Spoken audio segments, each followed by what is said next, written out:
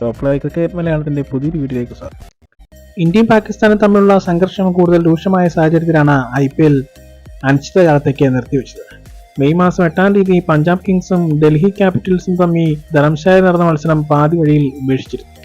സുരക്ഷാ പ്രശ്നങ്ങളാൽ പ്ലെയേഴ്സ് പെട്ടെന്ന് ഗ്രൗണ്ട് വിടുകയും കാണികളെ ഒഴിപ്പിക്കുകയുമായിരുന്നു.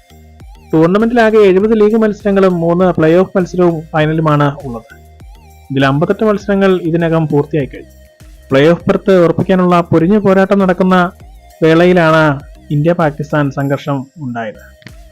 ഇപ്പോഴിതാ ഇന്ത്യ പാകിസ്ഥാൻ സംഘർഷം വെടിനിർത്തൽ പ്രഖ്യാപനം വന്നതോടുകൂടി IPL വീണ്ടും തുടങ്ങിയാണ്. ഈ വരുന്ന മെയ് 15-ാം തീയതിയോ 16-ാം തീയതിയോ IPL തുടങ്ങുമെന്നാണ് റിപ്പോർട്ടുകൾ വരുന്നത്. അതുകൊണ്ട് തന്നെ പുതുക്കിയ ഡേറ്റും സ്റ്റേഡിയങ്ങളുടെയും ഷെഡ്യൂളുകൾ ഉടൻ തന്നെ BCCI പ്രഖ്യാപിക്കും. ചെന്നൈ, ബാംഗ്ലൂർ, ഹൈദരാബാദ് എന്നിവിടങ്ങളിലായിരിക്കും മത്സരങ്ങൾ കൂടുതൽ നടക്കുക. പിറ്റേ ദിവസം നടക്കേണ്ടിയിരുന്ന ലക്നൗ സൂപ്പർ ജയൻസും RCB തമ്മിലുള്ള മത്സരമാവും ആദ്യം നടക്കുക. പാതി വഴിയിൽ ഉപേക്ഷിച്ച പഞ്ചാബ് കിങ്സും ഡൽഹി ക്യാപിറ്റലും തമ്മിലുള്ള മത്സരത്തിൽ പോയിന്റുകൾ പരസ്പരം കൈമാറാനാണ് സാധ്യത. എത്രയും പെട്ടെന്ന് IPL തീർക്കേണ്ടതുള്ളതിനാൽ ഒരു ദിവസം 2 മാച്ച് വെച്ചാവും നടക്കാൻ സാധ്യത. സ്വന്തം നാട്ടിലേക്ക് മടങ്ങിയ വിദേശ താരങ്ങൾ തിരിച്ചെത്താൻ സാധ്യതയുണ്ട്. എങ്കിലും ചില താരങ്ങൾ തിരിച്ചെത്താൻ സാധ്യതയില്ലെന്നാണ് റിപ്പോർട്ടുകൾ വരുന്നത്. ഇത് ടീമുകളുടെ പ്രകടനത്തെ ബാധിക്കുമെന്നത് കണ്ടറിയണം.